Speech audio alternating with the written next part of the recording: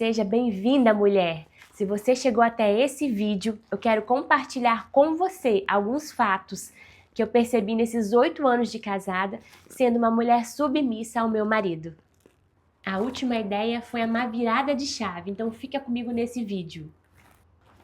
Mulheres de Deus, em primeiro lugar, eu quero te pedir que você tire qualquer preconceito sobre essa palavra, submissa, submissão ao marido. Porque muita coisa do mundo, do feminismo, entrou na nossa mente, tem entrado dentro de nossas igrejas, dentro de nossas casas e prejudicado o conceito sério que é o nosso matrimônio, o nosso casamento. Então vamos para a palavra de Deus para aprender melhor o que significa, tá certo? Em Efésios 5:22, fala sobre deveres conjugais e tem um texto sobre as mulheres submissas. Diz assim: mulher, sujeite-se cada uma a seu marido, como ao Senhor, pois o marido é o cabeça da mulher, como também Cristo é o cabeça da igreja, que é o seu corpo, do qual ele é o Salvador. Assim como a igreja está sujeita a Cristo, também as mulheres estejam em tudo sujeitas a seu marido. Ou seja, você, mulher que é casada, que já tem um marido, está sujeita sim a este homem, ao seu marido. Está sujeita a um homem, não a todos os homens. E a estar sujeita, estar submissa, é submissão, quer dizer sobre a mesma missão. Esta palavra tem este sentido, estar sob a mesma missão do que a outra pessoa. E o texto continua dizendo aos maridos: marido, ame cada uma a sua mulher, assim como Cristo amou a igreja e entregou-se por ela, para santificá-la, tendo purificado pelo lavar da água, mediante a palavra, e para apresentá-la a si mesmo como uma igreja gloriosa, sem mancha, nem ruga ou coisa semelhante, mas santa e inculpável.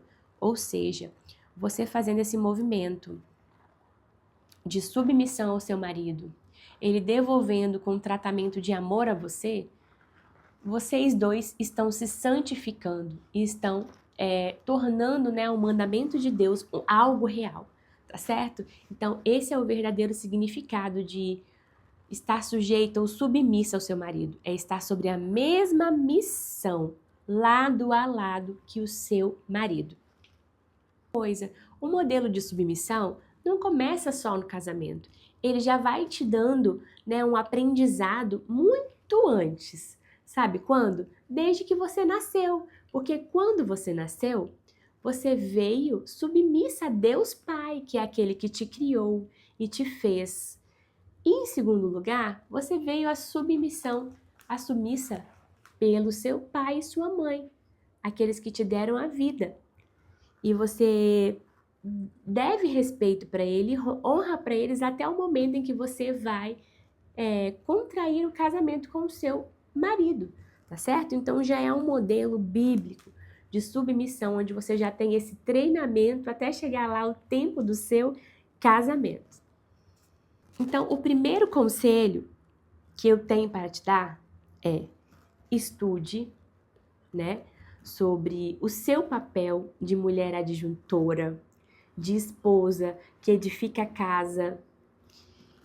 Estude também sobre você mesmo, aprenda aquilo que você gosta, aquilo que te faz bem, o que são as suas qualidades, aquilo que te deixa feliz. Isso quer dizer o seu autoconhecimento. Aprenda sobre si mesmo, porque você aprendendo sobre si mesmo, você vai saber transmitir, tanto para o seu marido quanto para todas as outras pessoas, aquilo que é bom para você, aquilo que soma na sua vida. Ouça bem e anote o que eu vou te falar agora. Se conhecer é aprender a se respeitar, e se respeitar é ter autoridade para pedir respeito, com carinho, com amor, com jeito, de fazer as coisas. Você sempre vai ter ali uma maneira de comunicar para o seu marido, para as pessoas que estão perto de você, aquilo que é o seu limite, aquilo que você pode fazer, aquilo que você não pode fazer. e aquilo que agrada a você.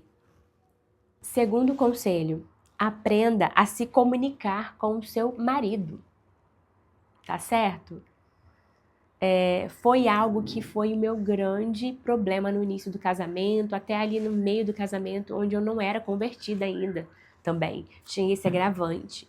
Eu me comunicava de uma maneira muito grossa. Eu era o reflexo da minha criação com o meu marido. Ou seja, ele chegava em casa, eu estava sempre reclamando, não tinha um acolhimento com ele, falava as coisas na hora errada, do jeito errado. E isso a gente tem que se atentar. Para que o casamento vai bem, a gente precisa aprender a se comunicar. Um dos maiores pilares de um relacionamento bom é a sua comunicação. Então, meu conselho para você é: não fale coisas importantes em momentos de pressa, em momentos de tensão, sabe? Prepare o terreno para falar com esse homem, com esse seu marido. Prepare a casa. Deixe a casa organizada. Deixe a sua mente organizada. Sirva uma boa comida para ele. E aí toque no assunto, se for um assunto delicado, se for um assunto que você precisa de pedir algo, alguma mudança da parte dele ou algo para você mesmo. Então, faça isso com sabedoria. Evite, se possível, assuntos difíceis ou graves perto da hora de dormir, porque isso pode causar uma briga não resolvida, pode atrapalhar o sono do casal, pode atrapalhar o momento íntimo do casal. Gente, quando eu comecei a prestar atenção nesses detalhes, eu vi como meu casamento foi melhor, porque a hora de dormir é um momento sagrado, onde você está ali descansando, não é verdade? Se você tem filhos pequenos, é muito importante ter um tempo de qualidade junto a sós com seu marido. Um tempo não só mesmo de cama, de momento íntimo, mas tempo de conversa, de olho a olho, de sentar numa mesa e conversarem, de sentar em algum lugar a sós e conversarem. Não precisa ser nada chique e nem financeiramente falando, né? Mas algo que tenha uma qualidade de momento para vocês dois. Terceiro conselho, a mulher dá o tom da casa. Então, se prepare, mulher, já se organize, sabe? Faz uma listinha aí das coisas que são prioridades para você, daquilo que você tem que cumprir durante a semana. Organiza, sabe, a sua rotina. Se você quer fazer exercício físico, se você precisa ler a Bíblia, se você precisa arrumar as crianças para ir para a escola, deixar o almoço pronto, organizar a casa, faz uma listinha, vai eliminando as tarefas que você precisa fazer para que no retorno do seu marido para casa, no retorno da família para casa, você esteja ainda disponível, sabe? Disponível para abraçar, para aconselhar, para estar perto da sua família. Como ele precisa de você, como ele precisa de você no retorno para casa. Você não imagina as pedras que esse homem carrega durante o dia, minha irmã, minha amiga, mulher de Deus. Imagina isso. O trabalho, eu sei bem que tem mulheres que também passam por situações, né, difíceis durante o dia, que também trabalham fora ou que passam algum outro desafio, mas os homens têm uma carga maior. Por serem o provedor da casa, né? Teoricamente, sim, o homem é o sacerdote e na prática tem que acontecer. Oramos para que isso venha acontecer, né? E quando ele sai do trabalho, ele quer ser bem recebido, quer ser acolhido, quer ter uma comida quentinha para comer, ali um tempo, né, de descanso da mente e um tempo onde vai ser mesmo onde ele vai estar no lar, no aconchego dele. O nosso lar tem que ser o nosso porto seguro. Por isso que é tão importante. E a mulher dá o tom da casa. Eu bem sei que a casa demanda muito da mulher. Se trabalha fora, fica mais ainda. Ficam 2 trabalhos, né? Então, sempre que possível, peça ajuda. Peça ajuda. Programe um momento para conversar sobre isso com seu marido, com seus filhos, se ele já tem idade de poder estar ajudando com uma atividade ou outra. Aqui em casa, meu esposo, por exemplo, ele tira sempre o lixo. Todos os dias ele tem essa tarefa de tirar o lixo, né, e colocar o lixo para fora. Ele que faz o café da manhã. também. É 2 tarefas que eu já conversei com ele e não tem mais, assim, briga sobre isso. É uma coisa que ele já sabe que ele tem que fazer. Minhas crianças ainda são muito pequenas, elas ainda não estão na idade de fazer algumas atividades, mas mesmo assim eu já vou ensinando para elas como fazer. Então, uma casa, né, a família, eu digo aqui que é como um time. Então, um time não joga sozinho, não somos solitários, cada um faz uma parte e todos vamos contribuir com aquele jogo, com aquele desenrolar da casa. Quarto conselho, ainda nas questões da rotina do lar, realmente eu sei que tem muitos afazeres a mulher, muito mais, né, às vezes que o homem, não que seja comparação, mas de quantidade de coisas para fazer, a gente dá conta de mais coisas, a gente tem essa capacidade e vai incluindo mais coisas sempre mais, na verdade, gente. Então, o que eu posso te dizer como uma atitude inteligente, seja, né, sábia, tenha inteligência para poder otimizar a rotina da sua casa. Tudo que você puder colocar de eletrônicos para poder trabalhar para você poder diminuir o seu tempo de trabalho físico, faça. Faça mesmo, sem vergonha, sem mimimi, entendeu? Se tem um robô que pode ajudar você a limpar a casa, tem de custo baixo, tem de custo alto, tem de todos os valores hoje em dia no mercado. Se tem um aspirador que vai limpar melhor, se tem uma escova da Shopee que vai te ajudar a limpar melhor, sabe? Air fryer, máquina de lavar louças, né? Pano mágico, espuma mágica, tudo isso. Eu vi agora uma máquina de fazer pão, achei muito maravilhoso, porque otimiza muito, né? Você tem um café ali prontinho, fresquinho, né? E rápido. Então, assim, o que você puder usar de inteligência, use. Porque às vezes custa, né, um valor mais alto, mas vale a pena. Economiza aí no lanchinho, na saidinha durante alguns meses e faça isso, porque você vai ver, você não vai se arrepender. Aqui em casa a gente adquiriu uma lava-louças recentemente. Gente, acabou a briga de lavar louças. Não tem mais isso. É só colocar ali na máquina e ela mesmo faz o trabalho. Olha só que maravilha. Então, a gente calculou, né, e o retorno a máquina é um valor um pouquinho alto, mas o retorno que ela dá vale a pena. Ou seja, inteligência para poder utilizar dentro do seu lar, mulher. Peguei até uma água para falar desse tópico.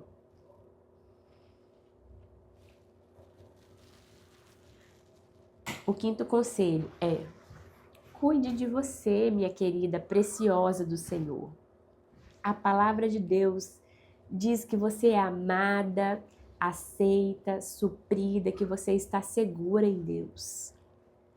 Então se veja dessa forma, sabe? Se olhe no espelho todos os dias. Declare a palavra de Deus sobre a sua vida, minha amada.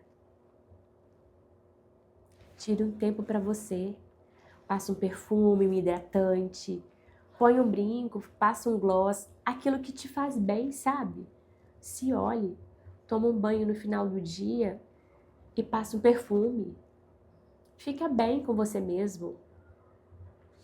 Não tem como, de jeito nenhum, ficar bem para as outras pessoas sem estar bem consigo mesmo, não é verdade? Para pensar sobre isso.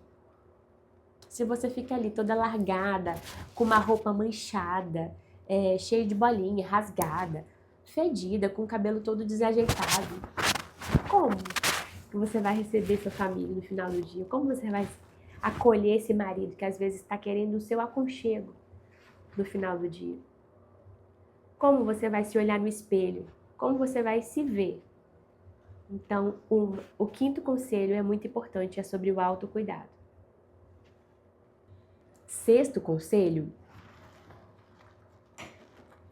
crie tradições e quebre a rotina do seu lar. Veja bem, não precisa de investir muito para criar novas tradições. Só precisa de você querer fazer e ter o comprometimento de dar sequência naquele assunto. Você pode escolher uma coisa ou duas e criar dentro da sua casa. Aqui em casa, por exemplo, a gente tira um dia na semana para poder assistir filme com as crianças. Seja até um dia de semana, segunda, por exemplo, que a gente não tem nenhum compromisso. Faz uma pipoquinha, tira esse dia de filme e cria esse momento de tradição. eu tenho umas ideias que eu anotei, por exemplo, jantares temáticos, flor na mesa, mesa posta, é muito bacana essa proposta, né? Uma brincadeira em família, por exemplo, quebra-cabeça, é muito legal. Um joguinho, assim, que vocês possam fazer em família. Isso ativa a alegria e deixa a vida mais leve e feliz. Todos precisamos, dentro de si, voltar a ser criança e lembrar dessa alegria. 7º conselho. O marido, ele é o provedor principal do lar. Não só financeiramente, mas ele é quem dá a direção do lar. O marido que segue os princípios cristãos, ele dá a direção do lar, porque ele pensa com a mente de Cristo, ele pensa junto com o Espírito Santo de Deus, que é o conselheiro. Então, ele dá essa direção para a família, como vamos gastar nosso dinheiro, vamos mudar de cidade, vamos mudar de casa, vamos mudar de emprego, vamos por aqui, vamos por ali. Ele dá as direções, mulher, e você dá a outra parte, que é o conselho de como fazer, de a quem se aliar, buscar parcerias, buscar ajudas externas, fazer nós mesmos. Como que vai ser essa dinâmica do que vai acontecer na temporada da família, sabe? Programe a vida de vocês semestralmente, anualmente, para que vocês tenham esse norte, essa direção, porque a vida é muito dinâmica, né? O tempo está muito corrido e a gente precisa de ter metas e objetivos claros a atingir dentro da família, dentro do casamento, na criação dos filhos, na nossa vida com Deus. Em tudo precisamos de ter objetivos e metas. E, gente, o marido não foi colocado nessa posição de provedor, de sacerdote do lar por um acaso. Deus, ele pensa de uma maneira preciosa, de uma maneira correta. Ele faz as coisas sempre certas. E se ele fez essa dinâmica de o marido ser o cabeça e a esposa, né, o corpo que vai seguir essa cabeça, é porque tem uma lógica, é porque tem uma autoridade ali já descrita. E nós devemos cumprir esse mandamento de Cristo, esse mandamento de Deus, para que nós mesmos, mulheres, estejamos sob a proteção e a guarda dos nossos maridos e de Deus, porque foi o Senhor quem instituiu essa hierarquia. Nós não devemos esquecer disso. Não devemos nos perder nas coisas do mundo, naquilo que a sociedade está dizendo para você. Pense o seu casamento como Deus diz que ele é. E Deus diz que ele é assim, guardado, protegido, com uma dinâmica ali, onde o guarda-chuva é o marido. Depois vem a esposa, depois vem os filhos. E assim se forma um lar de paz, de amor, onde a palavra de Deus é obedecida e seguida. Isso é muito importante. Não é só uma palavra, só uma descrição, um título, uma mulher submissa. Não é só como esposa troféu que tem chamado por aí, mas é algo que veio do coração de Deus. E nós devemos ter o cumprimento dessa palavra. Eu digo isso agora de uma forma muito séria, porque o mundo tem lutado para destruir as nossas famílias. Pense sobre isso. O mundo tem colocado ideologias em nossas cabeças, em filhos, na escola, em lugares. E nós devemos ir na contramão do mundo. Devemos ir de acordo conforme a palavra de Deus diz. Que o homem, ele foi feito para ter essa postura de guerreiro, de estar na linha de frente, de ir à caça, da comida, né, igual antigamente. O homem que saía para caçar e a mulher ficava em casa. Hoje não é muito diferente. Também tem essa dinâmica. E a mulher, na Bíblia, na palavra de Deus, ela é dita como o vaso mais frágil. Não no sentido de estamos abaixo do homem. Não, não é isso. É no sentido de que devemos ser cuidadas, adornadas como um vaso. E um vaso precisa, né, desse cuidado. Um vaso traz flores, perfumes. E essa é você, mulher, esse vaso nas mãos de Deus, na mão do oleiro. E Ele te usa dentro da sua casa, no seu trabalho, na sua comunidade religiosa. Ele te usa quando você se deixa usado, quando você está na vontade, na presença de Deus. E o último conselho é que foi minha virada de chave dentro do casamento. Foi quando eu aprendi que a minha luta não é contra carne e sangue, que a minha luta ela não é contra o meu esposo. Não, não, não. Não é contra a rabugice, o cansaço muitas vezes, a palavra mal, é a palavra atravessada que falou para mim. Minha luta não é contra ele. Nós somos do mesmo time, eu e o meu marido e os meus filhos. Nossa luta é contra principados, potestades, forças espirituais que atuam nas regiões celestiais. E que muitas das guerras nós não vamos ganhar reclamando, não vamos ganhar choramingando e nem fazendo algo assim fisicamente falando, mas nós vamos ganhar por meio da oração, do jejum, da leitura da palavra, da declaração da palavra dentro da nossa casa, dentro do nosso casamento, sabe? Esse foi o melhor conselho que eu posso te dar, porque de fato eu comecei a ver a diferença na vida familiar, na vida conjugal, quando eu comecei a praticar orações dentro do meu lar, orando nas portas, nas camas, sabe? Consagrando o meu lar, consagrando o meu casamento, orando junto com o meu marido sempre que possível, como uma só carne, assim como diz na palavra de Deus, né? Então, não esqueçais de cumprir os mandamentos de Deus.